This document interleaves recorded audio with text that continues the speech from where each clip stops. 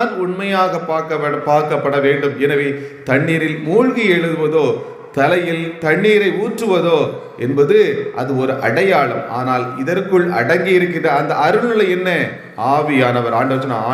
ஆவியானவரால் திருமுழுக்கு கொடுக்கப்படுகிறது. எனவே அந்த ஆவியானவரால் திருமுழுக்கு பெறக்கூடிய அந்த நிலையை நாம் முக்கியத்துவம் கொடுப்படும். அப்போ குழந்தை உங்களுக்கு வளர்ந்ததுக்கு அப்புறம் ஆவியானவர் வேணுமா? குழந்தையா இருக்கும்போது ஆவியானவர் வேணுமா? சொல்லுங்க. உங்கள் பிள்ளைக்கு நல்லா 15 வயசில் ஆவியானவர் வேணுமா? இல்லை உங்கள் குழந்தை குட்டியாக இருக்கும்போதே ஆவியானவர் வேணுமா? இப்போ பதில் சொல்லுங்கள்.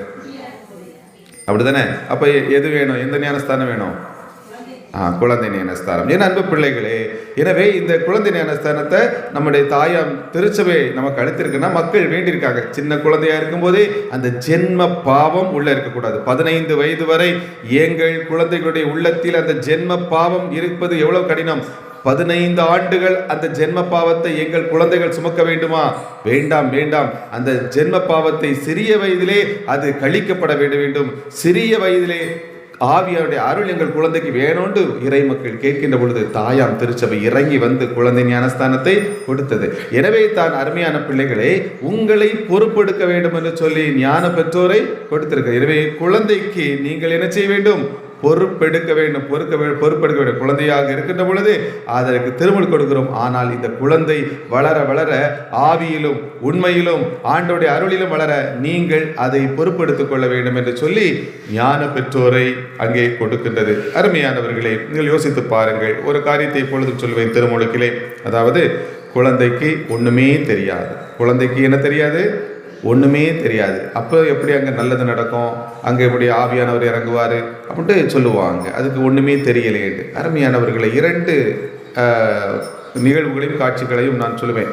ஒன்று, முடக்குவாத முற்றவரை 4 பேர் சுமந்து கொண்டு கூரையை பீத்து கொண்டு இறக்குவார்கள்.